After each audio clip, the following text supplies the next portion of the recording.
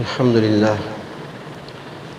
لله رب العالمين والصلاة والسلام على سيد الأنبياء والمرسلين وعلى آله وأصحابه أجمعين أما بعد أعوذ بالله من الشيطان الرجيم بسم الله الرحمن الرحيم ما كان محمد أبا أحد من رجالكم ولكن رسول الله وخاتم النبيين صدق الله مولانا العظيم اللهم صل على سيدنا محمد وعلى آل سيدنا محمد وبارك وسلم۔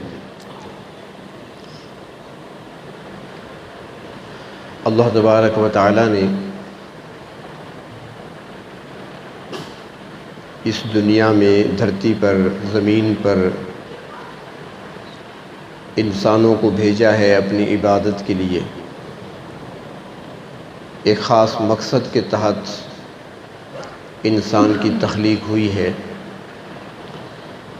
اور پھر اسی مقصد کو سمجھانے کے لیے اللہ تبارک و تعالی کے احکامات سے آگاہ کرنے کے لیے دنیا میں آمد اور زندگی گزارنے کا ڈھنگ اور طریقہ سکھانے کے لیے اللہ رب العزت نے انبیاء علیہ السلام کا سلسلہ جاری فرمایا۔ سب سے پہلے پیغمبر حضرت آدم علیہ السلام ہیں، جو اللہ تبارک و تعالیٰ کے نائب کی حیثیت سے، خلیفہ کی حیثیت سے زمین پر تشریف لائے۔ اس کے بعد یہ سلسلہ چلتا رہا یہاں تک کہ حضرت عیسیٰ علیہ السلام تشریف لائے، اور حضرت عیسیٰ علیہ السلام کی تشریف آوری کے بعد تقریباً پونے 600 سال تک سلسلہ نبوت کا رکا رہا، اور پھر جناب نبی کریم محمد الرسول اللہ صلی اللہ علیہ وسلم کو اللہ تبارک و تعالی نے نبوت کا تاج پہنا کر بھیجا۔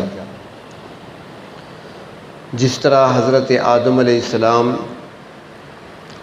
اللہ تبارک و تعالیٰ کے پہلے پیغمبر ہیں، اسی طرح جناب محمد الرسول اللہ صلی اللہ علیہ وسلم اللہ کے آخری پیغمبر ہیں، اور دنیا کا مشاہدہ بھی یہی ہے، اور انسانی عقل بھی یہی بتاتی ہے کہ جس چیز کی ابتدا ہے اس کی انتہا بھی لازماً ہوا کرتی ہے۔ اس کائنات کی ابتدا ہے، اس کو تخلیق کیا گیا، بنایا گیا، تو اس کی انتہا بھی ہے قیامت کی صورت میں۔ اسی طرح ہمارا وجود ہے، ہماری ایک ابتدا ہے ولادت سے، تو انتہا بھی ہے موت پر۔ تو ہر چیز کی ابتدا بھی ہوتی ہے اور انتہا بھی ہوتی ہے اس دنیا کے اندر۔ تو اسی اصول اور اسی ضابطے اور قاعدے کے تحت دیکھا جائے تو نبوت کی بھی ابتدا ہے اور ایک اس کی انتہا ہے۔ ابتدا حضرت آدم علیہ السلام سے ہوئی ہے اور انتہا جناب محمد الرسول اللہ صلی اللہ علیہ وسلم پہ ہوئی۔ جس طرح حضرت آدم علیہ السلام سے پہلے نبی کوئی نہیں، اسی طرح حضور اکرم صلی اللہ علیہ وسلم کے بعد نبی کوئی نہیں۔ ہر نبی جو دنیا میں تشریف لاتا تھا تو وہ اپنے بعد آنے والے کی یا تو خوشخبری سناتا تھا یا پھر دعا کرتا تھا۔ حضرت زکریہ علیہ السلام اللہ رب العزت کی بارگاہ میں دعا کرتے ہیں کہ اے میرے پروردگار، یہ مشن ادھورا نہ رہ جائے، اس مشن کو آگے جاری رکھنے کے لیے مجھے اولاد نرینہ عطا فرما۔ حضرت ابراہیم علیہ السلام نے اللہ رب العزت کی بارگاہ میں ہاتھ اٹھائے، رب حب لی من الصالحین، اللہ سے بیٹا طلب کیا۔ حضرت عیسیٰ علیہ السلام آخر میں آئے ہیں، باقی انبیاء کے آخر میں، بنی اسرائیل کے آخری پیغمبر ہیں، تو انہوں نے شادی بھی نہیں کی، خود بھی بغیر باپ کے معجزانہ طور پر تشریف لائے تھے دنیا میں، تو انہوں نے دعا تو نہیں کی لیکن انہوں نے بشارت اور خوشخبری سنائی، یأتی من بعد اسمہ احمد، کہ میرے بعد ایک آنے والے ہیں، ایک ہستی آنے والی ہے جس کا نام احمد ہوگا، خوشخبری سنا دی حضرت عیسیٰ علیہ السلام نے۔ لیکن یہ سارے انبیاء علیہ السلام کی سیرتوں کو دیکھنے کے بعد یہ پتہ چلتا ہے کہ ہر نبی یا تو دعا کرتا ہے اپنے بعد، یا پھر خوشخبری سناتا ہے کہ میرے بعد نبی اللہ کا آئے گا اور اسی مشن کو آگے بڑھائے گا۔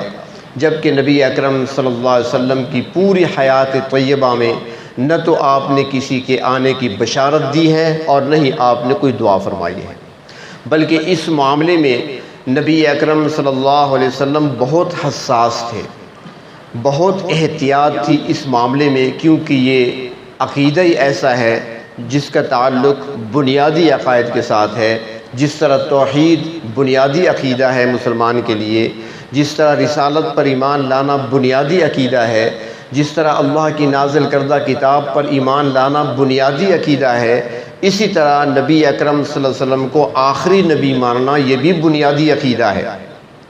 اگر کوئی شخص ساری زندگی روزہ رکھتا رہے، دن بھر روزے سے رہے، ساری رات مصلی پہ گزارتا رہے، نیکیوں کے کام بھی کرے، تلاوت بھی کرتا رہے، ذکر و اذکار بھی کرتا رہے، صدقہ خیرات بھی کرتا رہے، لوگوں کی مدد بھی کرتا رہے، لوگوں کے لیے اسپتال اور سڑکیں بھی بناتا رہے، رفاہی کام بھی کرتا رہے، یہ سب کچھ کرتا رہے، لیکن اگر وہ اللہ کے محبوب صلی اللہ علیہ وسلم کو آخری نبی نہیں مانتا تو اس کا ایمان اللہ کے ہاں معتبر نہیں ہے، اور نہ ہی اس کا کوئی عمل اللہ کی بارگاہ میں قبول ہو سکتا ہے۔ اس کی نمازیں بھی ضائع ہو جائیں گی، اس کے روزے بھی ضائع ہو جائیں گے، اس کے ذکر و اذکار، صدقہ خیرات سب کچھ اڑا دیا جائے گا۔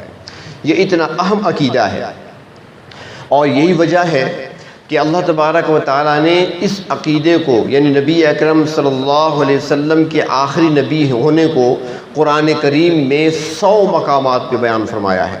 قرآن پاک میں 100 مقامات ایسے ہیں جہاں پر حضور اکرم صلی اللہ علیہ وسلم کی ختم نبوت کا تذکرہ ہے، اور نبی اکرم صلی اللہ علیہ وسلم نے اپنی احادیث مبارکہ میں، یعنی آپ صلی اللہ علیہ وسلم نے تقریباً 210 مرتبہ ارشاد فرمایا ہے کہ میرے بعد نبی کوئی نہیں آئے گا، میں اللہ کا آخری نبی ہوں۔ 210 احادیث موجود ہیں۔ یہاں پر ایک بات یہ بھی سمجھے نکتہ کہ ہمارے پاس جو ذرائع ہیں دین کو حاصل کرنے کے، یا جو ہمارے لیے حجت ہیں جو چیزیں دین میں، وہ سب سے پہلی چیز قرآن حکیم ہے، وہ حجت ہے۔ قرآن میں حکم آ گیا، بس اس کے علاوہ کوئی بات ہمارے لیے دین نہیں بن سکتی۔ اس کے بعد دوسرے نمبر پر نبی اکرم صلی اللہ علیہ وسلم کی سنت ہے، آپ کا طریقہ ہے، آپ کی احادیث ہے، یہ دوسرا ذریعہ ہمارے پاس ہے، یہ ہمارے لیے حجت ہے۔ اللہ کے نبی کے قول کے مقابلے میں کسی قول کو قبول نہیں کیا جائے گا، اگر کوئی ہوگا تو وہ رد سمجھا جائے گا۔ تیسری چیز اسے اجماع کہا جاتا ہے، یعنی امت کا اجماع ہو جانا کسی مسئلے پر، یعنی ساری امت کا ایک مسئلے پر جمع ہو جانا۔ اور چوتھی چیز قیاس ہے۔ تو اب دیکھیں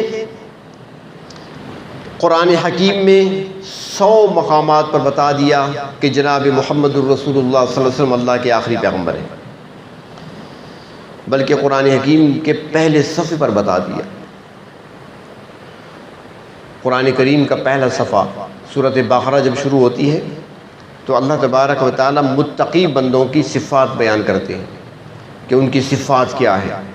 تو ان کی صفات بیان کرتے ہوئے فرمایا کہ وہ بالغیب ایمان رکھنے والے ہیں، نماز قائم کرنے والے ہیں، روزے زکوٰۃ ادا کرتے ہیں، اور چوتھی بات فرمائی کہ یؤمنون بما انزل الیک، اے میرے پیغمبر صلی اللہ علیہ وسلم متقی بندوں کی صفات کیا ہیں؟ ایک صفت یہ بھی ہے ایمان بالغیب، نماز اور زکوٰۃ کے ساتھ، یہ بھی ان کی صفت ہے کہ وہ ایمان رکھتے ہیں اس پر جو آپ سے پہلے اتارا گیا، یعنی جو آپ سے پہلے وحی کی گئی انبیاء علیہ السلام کی طرف، اس پر ایمان رکھتے ہیں۔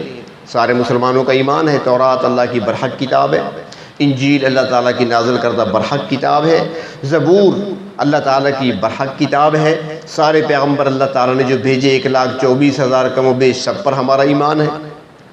تو یؤمنون بما انزل الیک وما انزل من قبلک، جو آپ پر اتارا جا رہا ہے یعنی قرآن حکیم، جو آپ پر نازل کیا جا رہا ہے اس پر بھی ایمان رکھتے ہیں، اور جو آپ سے پہلے اتارا گیا اس پر بھی ایمان رکھتے ہیں۔ جو آپ کی طرف وحی کی جا رہی ہے، قرآن کی صورت میں نازل ہو رہا ہے، متقی بندے وہ ہیں، ایمان والے وہ ہیں جو اس پر بھی ایمان رکھتے ہیں، اور جو آپ سے پہلے انبیاء علیہ السلام کی طرف وحی کیا گیا اس پر بھی ایمان رکھتے ہیں۔ اب اگر نبی اکرم صلی اللہ علیہ وسلم کے بعد کسی نبی نے آنا ہوتا تو یہاں پر بات ہوتی نا کہ متقی وہ ہیں کہ جو آپ کے بعد آنے والے پر بھی ایمان رکھتے ہیں، نہیں، فرمایا وَبِالْآخِرَةِ هُمْ يُوقِنُونَ، آپ کے بعد پھر وہ قیامت پر ایمان رکھتے ہیں کہ آپ کے بعد قیامت آئے گی، نبی کوئی نہیں آئے گا۔ ساتھ بیان کر دیا، قرآن حکیم کے پہلے صفحے پر بیان کر دیا، صفحہ قرآن حکیم کا ہے اور مسئلہ اس پر ختم نبوت کا بیان کیا جا رہا ہے سب سے پہلے صفحے پر۔ تو میں عرض یہ کر رہا تھا کہ پہلی چیز ہمارے لیے حجت وہ قرآن حکیم ہے، اس میں 100 مقامات پہ بیان کر دیا کہ آپ آخری نبی ہیں، آپ کے بعد نبی کوئی نہیں آئے گا۔ اس کے بعد دوسری چیز حجت وہ اللہ کے رسول صلی اللہ علیہ وسلم کا فرمان مبارک ہے، آپ کی احادیث ہیں، آپ کی سنت ہیں، آپ کے اقوال مبارک ہیں۔ تو 210 مقامات پہ آپ نے فرمایا کہ میرے بعد نبی کوئی نہیں آئے گا، اور آپ صلی اللہ علیہ وسلم اس معاملے میں اتنی احتیاط کرتے تھے، اتنے حساس تھے اس معاملے میں کہ اس کا اندازہ اس ایک واقعے سے لگائیں۔ غزوہ تبوک کا جب سفر پیش آیا، لمبا سفر تھا، تبوک تک جانا تھا، بہت لمبا سفر، اور تنگی کا زمانہ، سخت گرمی کا موسم، حالات بھی اچھے نہیں تھے، مالی لحاظ سے بھی صحابہ کرام کی حالت کمزور تھی، پتلی تھی۔ آپ صلی اللہ علیہ وسلم نے خود چندے کی اپیل فرمائی، صحابہ کرام نے چندے دیے، جو آپ سنتے رہتے ہیں۔ پہلے ابو بکر صدیق گھر کا سارا سامان لے کر آ گئے، عمر فاروق آدھا سامان لے کر آئے، کوئی باغات میں مزدوری کر کے کھجورے لے کر آ رہا ہے، حضرت عثمان ہیں تو اونٹ لدے ہوئے سامان سے لے کر آ رہے ہیں۔ چندہ ہوا، اپیل ہوئی تھی اللہ کے رسول صلی اللہ علیہ وسلم کی طرف سے، تو لوگ چندہ دے رہے تھے۔ تو اس وقت جب آپ صلی اللہ علیہ وسلم جا رہے تھے سفر پر، تو آپ نے حضرت عبداللہ بن ام مکتوم رضی اللہ تعالیٰ عنہ کو فرمایا کہ تم میرے بعد میرا مصلی سنبھالو گے، نمازیں تم نے پڑھانی ہے، امامت تم نے کرانی ہے۔ ان کے سپرد کر دیا مصلی۔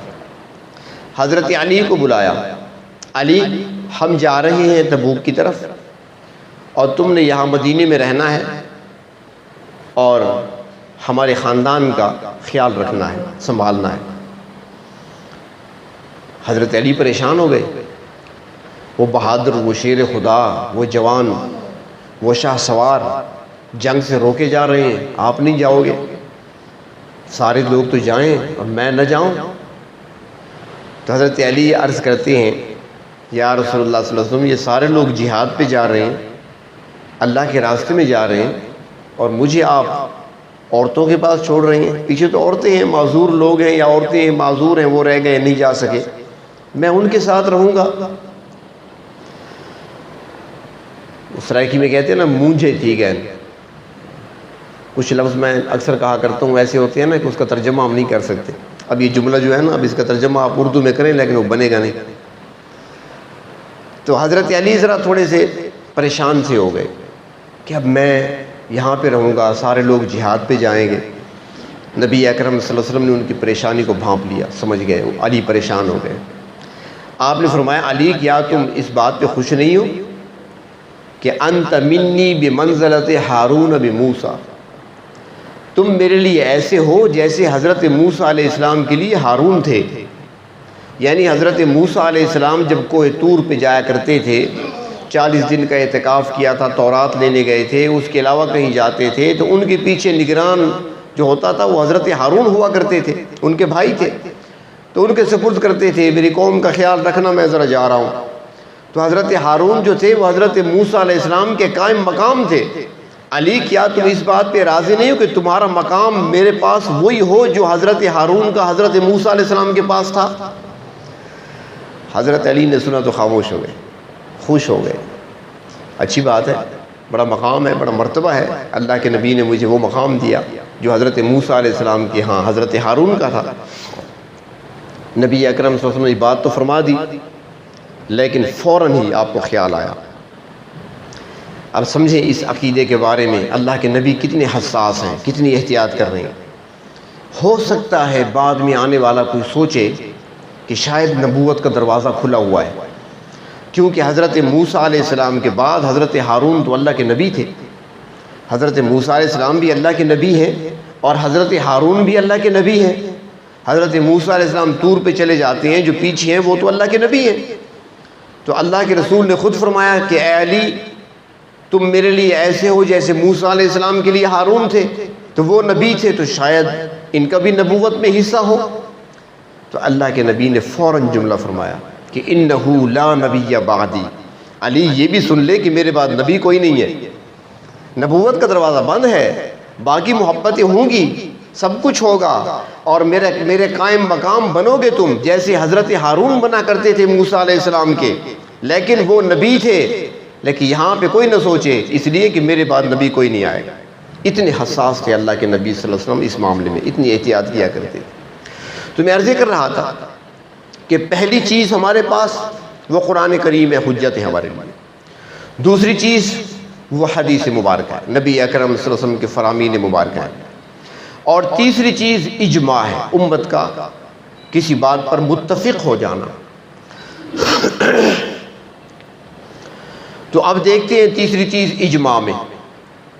اس معاملے میں اجماع کیا ہے؟ نبی اکرم صلی اللہ علیہ وسلم کی وفات کے بعد خلافت پہ آتے ہیں حضرت ابو بکر صدیق رضی اللہ تعالیٰ عنہ، خلیفہ بن گئے. لیکن بڑا مشکل دور تھا. نبی اکرم صلی اللہ علیہ وسلم کی وفات معمولی صدمہ نہیں تھا، بہت بڑا صدمہ تھا. فرماتے ہیں کہ وہ پتھر جو نبی اکرم صلی اللہ علیہ وسلم گزرا کرتے تھے وہ سلام کیا کرتا تھا، آپ کی وفات پر پتھر بھی پھٹ گیا تھا. ایک جانور تھا جس پر آپ صلی اللہ علیہ وسلم کبھی کبھی سواری کیا کرتے تھے، آپ کی وفات کے صدمے سے اس جانور نے کنویں میں چھلانگ لگا لی تھی. اتنا صدمہ تھا. انسان تو اپنی جگہ پہ.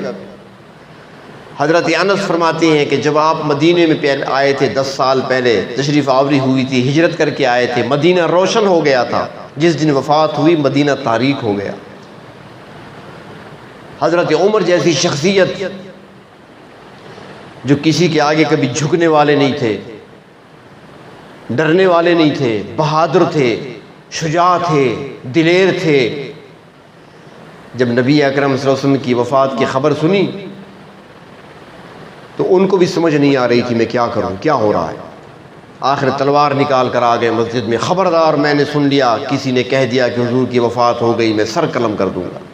وہ حوصلے نہیں رہے تھے، حوصلے جواب دے گئے تھے. حضرت عثمان بیٹھے ہیں کونے کے اندر آنسو بہا رہے ہیں، کوئی پتہ نہیں دنیا میں کیا ہو رہا ہے. ایک صحابی جنگل میں اپنے کھیتوں میں کام کر رہے ہیں، وہیں پر سنا کہ اللہ کے رسول صلی اللہ علیہ وسلم کی وفات ہو گئی. ہل چلا رہے تھے زمین میں، ہل کو چھوڑ دیا، آسمان کی طرف دیکھا، اللہ میں کھیتوں کی طرف جب آخری بار جب میں مدینے سے نکلا تھا، اللہ آپ کے محبوب صلی اللہ علیہ وسلم کا دیدار کر کے ہی مدینے کو چھوڑا تھا میں نے، اور اب سن رہا ہوں کہ ان کی وفات ہو گئی. مدینے جاؤں گا وہ نہیں ہوں گے، اللہ مجھ سے میری بینائی چھین لے تاکہ مدینے جاؤں تو کسی کو دیکھ ہی نہ سکوں.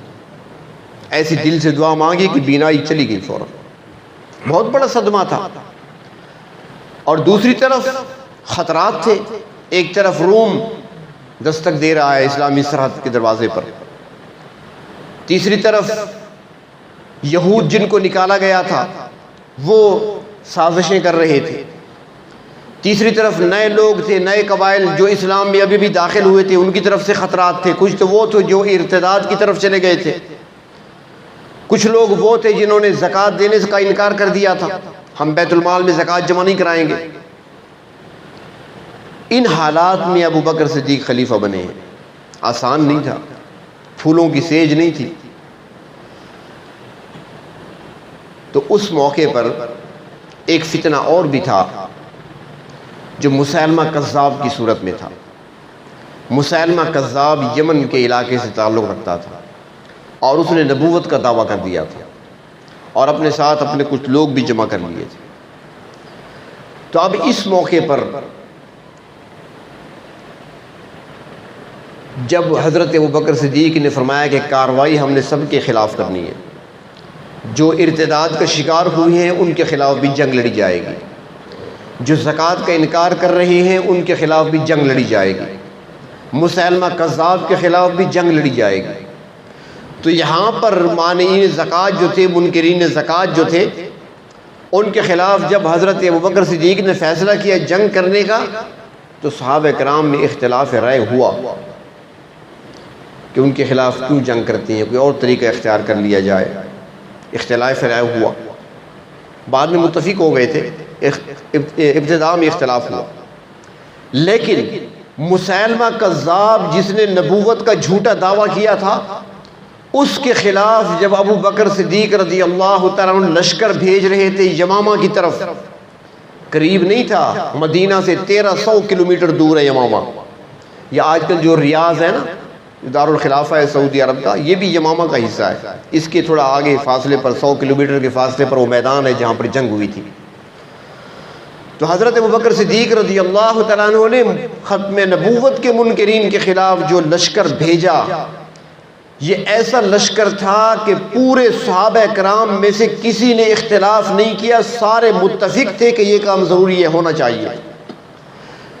تو ہمارے پاس 3 چیزیں ہیں حجت، 4 چیزیں۔ پہلی چیز قرآن حکیم 100 آیات بتا رہی ہیں کہ آپ آخری نبی ہیں۔ دوسری چیز حدیث 210 احادیث بتا رہی ہیں کہ آپ آخری نبی ہیں۔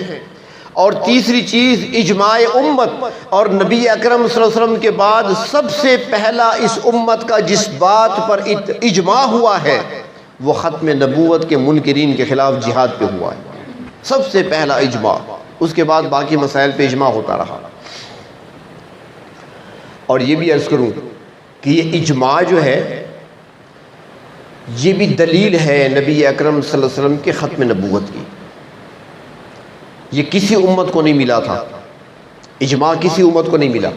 اور اس کی وجہ کیا؟ وجہ یہ کہ اگر کسی امت میں کسی مسئلے میں اختلاف ہوتا تھا تو ان کو اجماع کی ضرورت نہیں تھی۔ اختلاف ہوا، نبی آ جاتے تھے، اختلاف ختم ہو جاتا تھا۔ پھر کسی میں اختلاف ہوا، نبی آ گئے، مسئلہ حل ہو گیا۔ اور نبی اکرم صلی اللہ علیہ وسلم کے بعد چونکہ کسی نبی نے آنا نہیں، اس لیے اس امت کو اجماع عطا کیا گیا۔ تو یہ اجماع بھی جو امت کا ہے یہ بھی ختم نبوت کی دلیل ہے۔ تو یہ ایک بنیادی عقیدہ ہے، بچوں کو سمجھائیں، بچوں کو سکھائیں۔ یہ علماء جو اس عنوان پہ زیادہ بات کرتی ہیں اور اس میدان میں زیادہ کام کرتی ہیں، اس لیے کرتی ہیں، بنیادی عقائد میں سے ہے۔ اور اس راستے سے آج کل تو انٹرنیٹ کا زمانہ ہے، سوشل میڈیا پر اور الیکٹرانک میڈیا پر بہت کچھ سامنے آ رہا ہے، بہت سے فتنے سامنے آتی ہیں جن کا مقابلہ کرنا ہر کسی کے بس کی بات نہیں ہوتی۔ وہ ایسے ایسی دلائل دیتی ہیں کہ مسلمان نوجوان سر جھکا دیتا ہے کہ بات تو وہ ٹھیک کر رہا ہے۔ مثال دیتا ہوں، کسی نے مجھ سے سوال کیا، حضرت ابو ہریرہ رضی اللہ تعالیٰ عنہ کب مسلمان ہوئے؟ غزوہ خیبر کے موقع پر حضرت ابو ہریرہ رضی اللہ تعالیٰ عنہ اسلام میں داخل ہوئے، باہر سے آئے تھے۔ نبی اکرم صلی اللہ علیہ وسلم اس وقت خیبر میں تھے، اور خیبر کا واقعہ پیش آیا سن 7 ہجری میں۔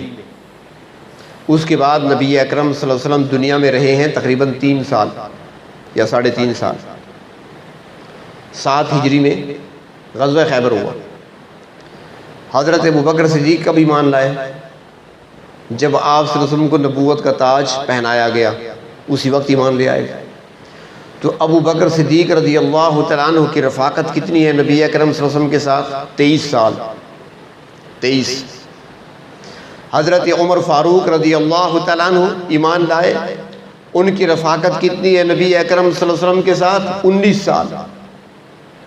حضرت عثمان غنی رضی اللہ تعالیٰ عنہ کی رفاقت نبی اکرم صلی اللہ علیہ وسلم کے ساتھ کتنی ہے؟ تقریباً 22 سال۔ حضرت علی کی رفاقت 23 سال۔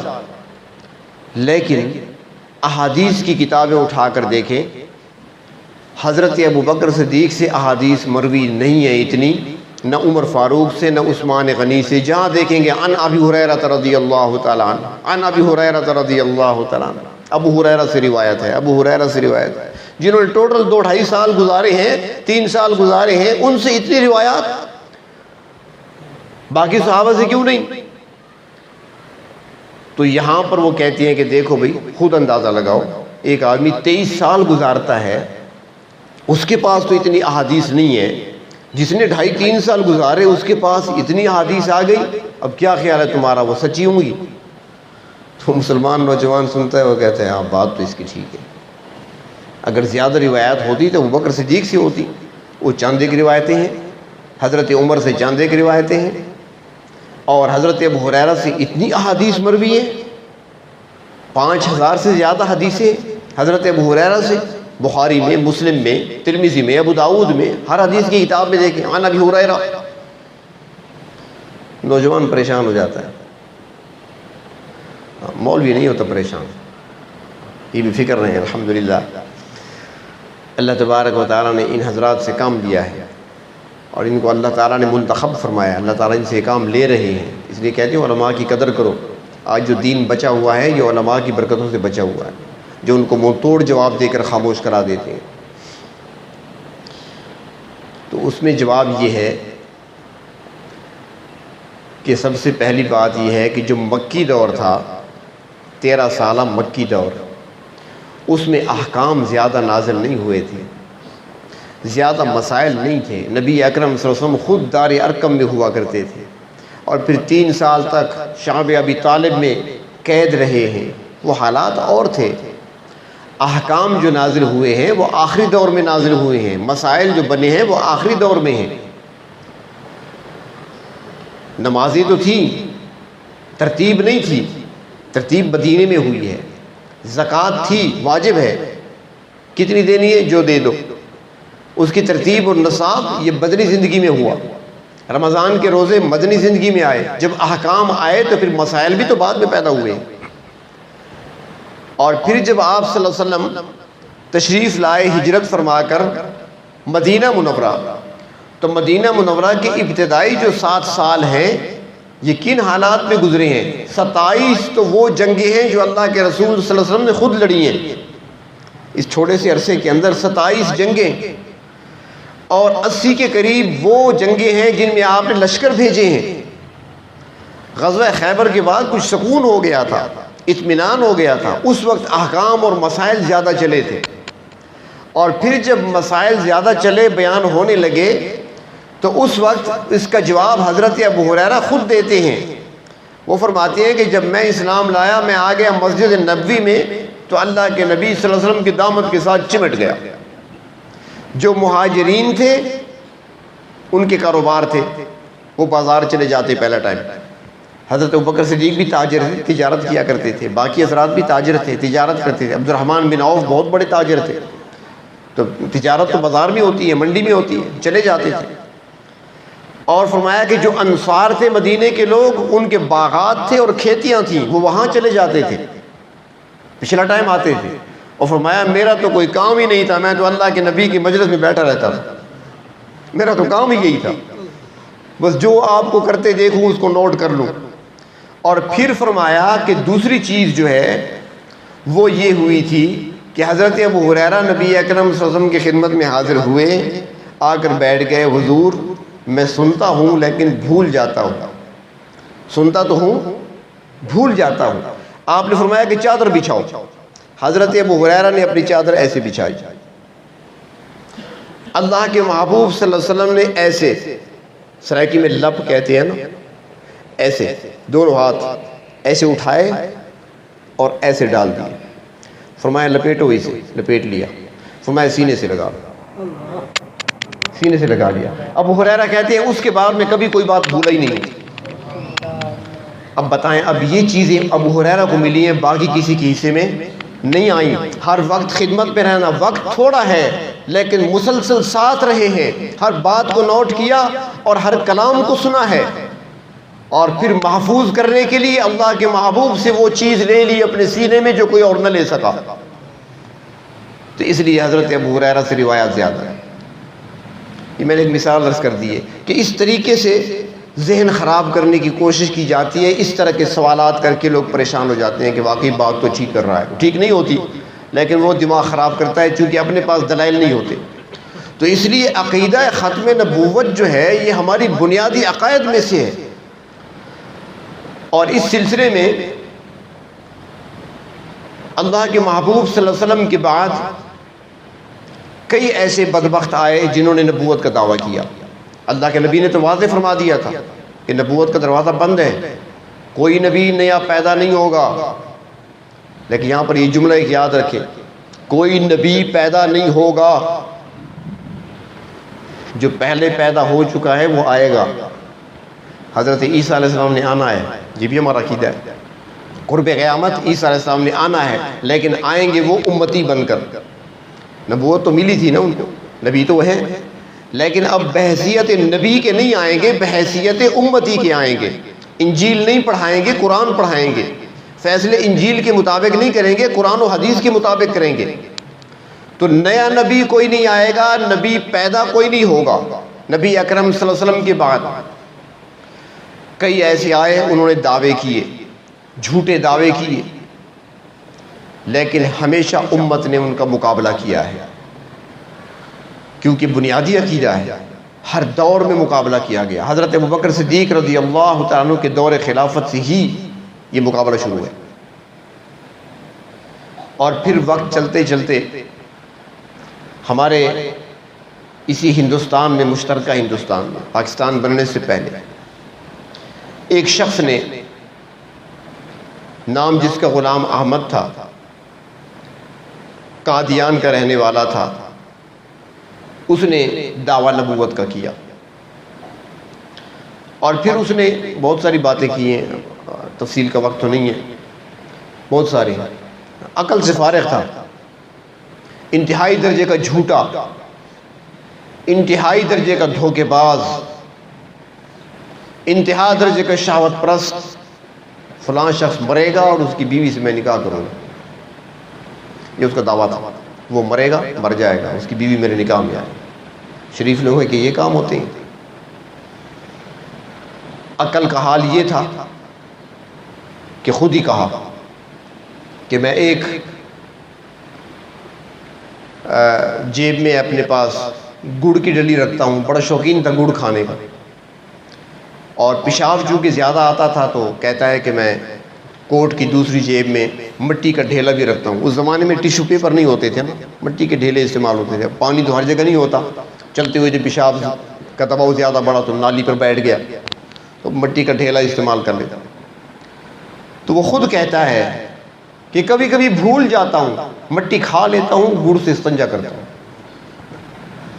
نبوت آسان چیز ہے ویسے. ایک مرتبہ گھر سے نکلا، لوگ آئے ہوئے تھے، بلایا گیا، بشیر گیا، بشیر بیٹا تھا اس کا، بشیر گیا، بحضور لوگ آئے بیٹھے ہیں ملنے کے لیے. اچھا میں آ رہا ہوں، پگڑی باندھ دوں. پگڑی باندھ کے نکلا. اب یہ لوگوں کے قریب پہنچا تو ایک مرید اس کا دیکھ رہا تھا، دوڑ کر آ گیا، حضرت یہ تو ہزار بند لٹک رہا ہے، ناڑا جسے کہتے ہیں، ہزار بند لٹک رہا ہے. اتار کر دیکھو، میں تو سمجھا پگڑی باندھ رہا ہوں، یہ تو بشیر کی ماں کی شلوار ہے. نبی بننے کا شوق ہے.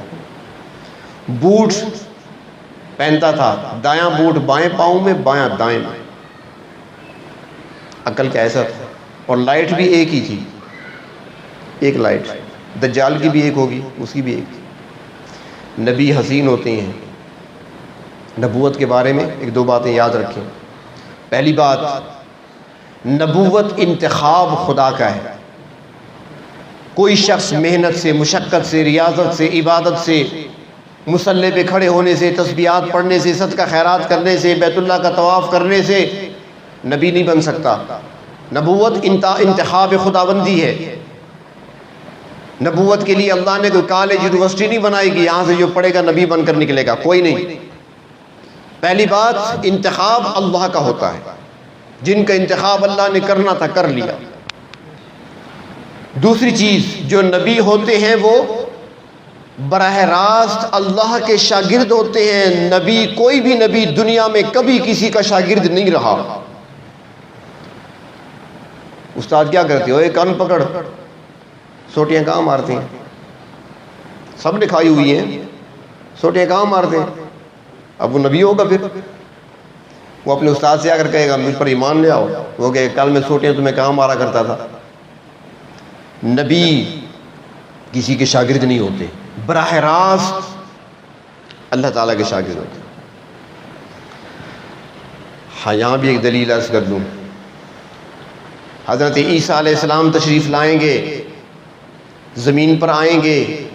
انجیل تو اللہ نے ان کو عطا فرمائی تھی، انجیل تو وہ یاد ہے ان کو، لیکن فیصلے یہاں پر کریں گے قرآن و حدیث کے مطابق. اب قرآن پاک ان کو کون پڑھائے گا؟ وہ تو آسمانوں پہ بیٹھے ہیں، قرآن تو یہاں نازل ہو رہا تھا، ان کو قرآن کون پڑھائے گا؟ کیا دارالعلوم کراچی میں داخلہ لیں گے یا جامعۃ الرشید میں جائیں گے؟ خیر المدارس میں آئیں گے یا قاسم العلوم میں جا کر پڑھیں گے؟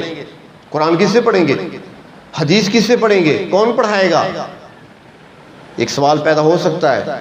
وہ آئیں گے، فیصلہ تو کریں گے قرآن و حدیث کے مطابق، قرآن و حدیث ان کو پڑھائے گا کون؟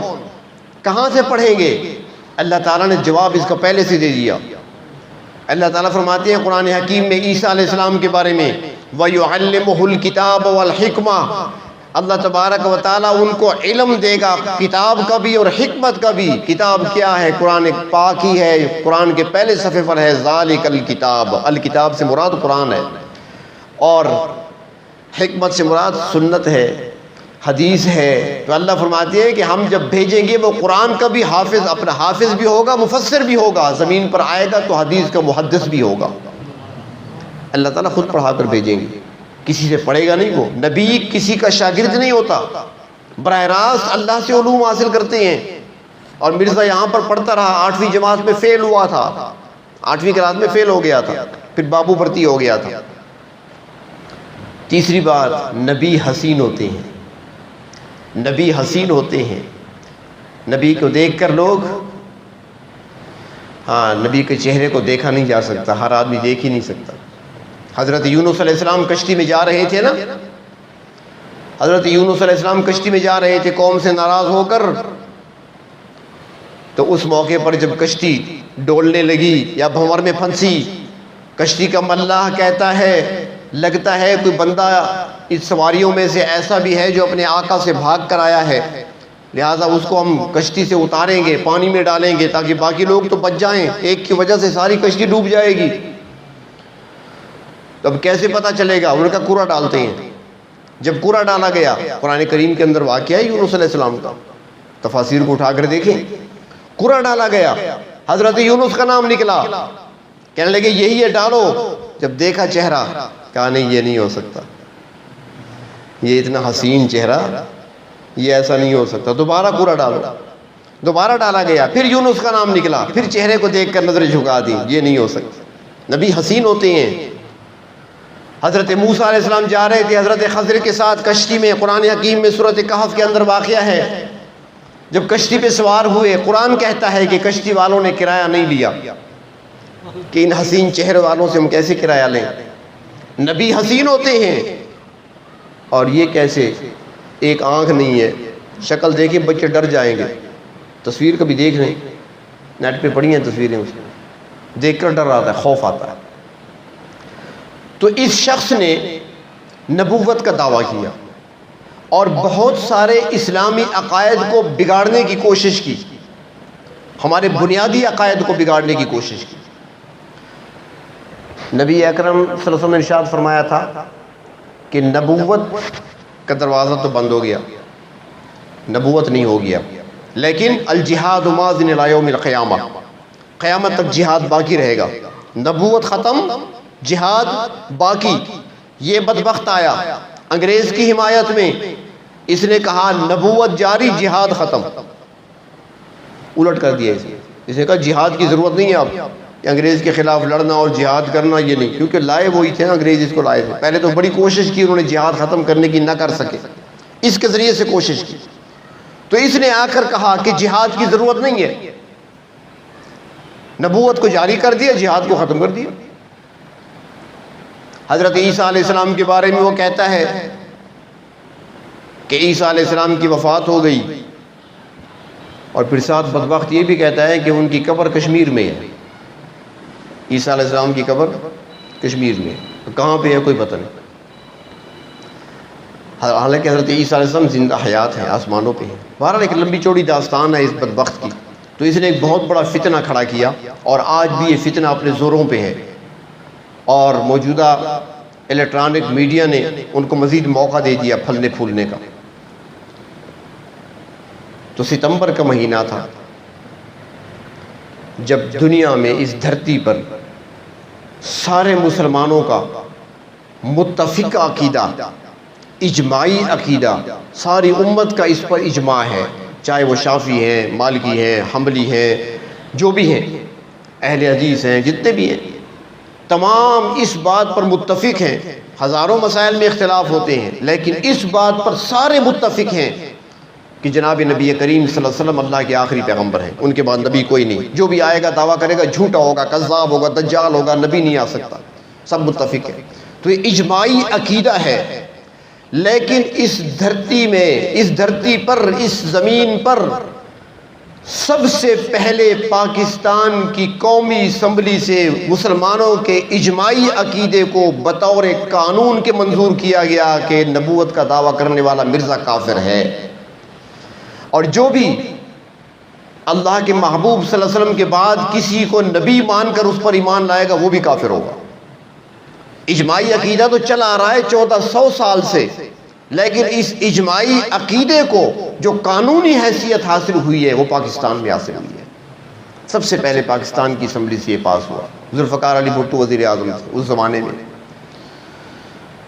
تو جب بھی ستمبر کا مہینہ آتا ہے تو اس حوالے سے اس یاد کو تازہ کیا جاتا ہے اور مسلمانوں کی اس بنیادی اور اہم عقیدے کو اجاگر کیا جاتا ہے، اور مقصد یہ ہوتا ہے کہ اس عقیدے پر ڈٹ کر رہنا چاہیے ایک مسلمان کو، اور اپنے بچوں کو بھی بتانا چاہیے، گھروں میں بتانا چاہیے کہ جس طرح نبی اکرم صلی اللہ علیہ وسلم اللہ کے پیغمبر ہیں، جہاں آپ کی نبوت پر ایمان لانا ضروری ہے وہاں آپ کی ختم نبوت پر ایمان لانا بھی ضروری ہے۔ جہاں کلمہ طیبہ آپ پڑھاتی ہیں بچوں کو کہ محمد صلی اللہ علیہ وسلم اللہ کے رسول ہیں، لا الہ الا اللہ محمد الرسول اللہ پڑھاتے ہیں بچوں کو، اللہ کے سوا معبود کوئی نہیں، محمد صلی اللہ علیہ وسلم اللہ کے رسول ہیں، ساتھ بتایا کرو اللہ کے آخری رسول ہیں، ان کے بعد نبی کوئی نہیں آئے گا، رسول کوئی نہیں پیدا ہوگا دنیا میں۔ یہ ایک بنیادی عقیدہ ہے، اور اس عقیدے پر کام کرنے والوں کو بہت نوازا گیا۔ ہمارے اکابرین کی بہت ساری بشارتیں ہیں، بہت کچھ ہے، لیکن اب وقت نہیں۔ حضرت مولانا عبداللہ درخواستی رحمہ اللہ تعالی بہت بڑی شخصیت تھے، حافظ الحدیث تھے، 1 لاکھ کے قریب حدیثیں ان کو یاد تھی زبانی۔ تو وہ چلے گئے تھے حرمین شریفین، ارادہ تھا کہ بس اب زندگی وہیں گزاروں گا مدینہ شریف میں۔ کچھ عرصہ وہاں پہ گزارا تو ایک رات سوئے تو خواب دیکھا، نبی کریم صلی اللہ علیہ وسلم کی زیارت ہوئی، آپ نے فرمایا کہ واپس چلے جاؤ، واپس چلے جاؤ، اور جا کر وہاں پر دین کی خدمت کرو، اور فرمایا کہ ساتھ ہی فرمایا آپ نے کہ وہاں میرے بیٹے کو میرا سلام کہنا۔ حضرت درخواستی فرماتے ہیں کہ میں نے خواب میں عرض کیا حضور آپ کا بیٹا کون؟ فرمایا میرا بیٹا عطا اللہ، اس کو میرے سلام کہنا، اور میں ساتھ یہ بھی بتا دینا میری طرف سے کہ تم کام کرتے رہو میری ختم نبوت کے لیے، میرا ہاتھ تمہاری پشت پہ ہے۔ سید عطا اللہ شاہ بخاری رحمہ اللہ تعالیٰ کو یہ سلام وہاں سے آئے، حضرت درخواستی لے کر آئے تھے۔ اس طرح بہت ساری بشارتیں ہیں۔ یہ بہت اہم عقیدہ ہے اور ایک اہم خدمت ہے جو کہ اس کام میں لگے ہوئے ہیں، یہ عام نہیں ہے بلکہ اہم ہے۔ اللہ تبارک و تعالیٰ ہم سب کو اپنے عقائد کا دفاع کرنے کی اور حفاظت کرنے کی توفیق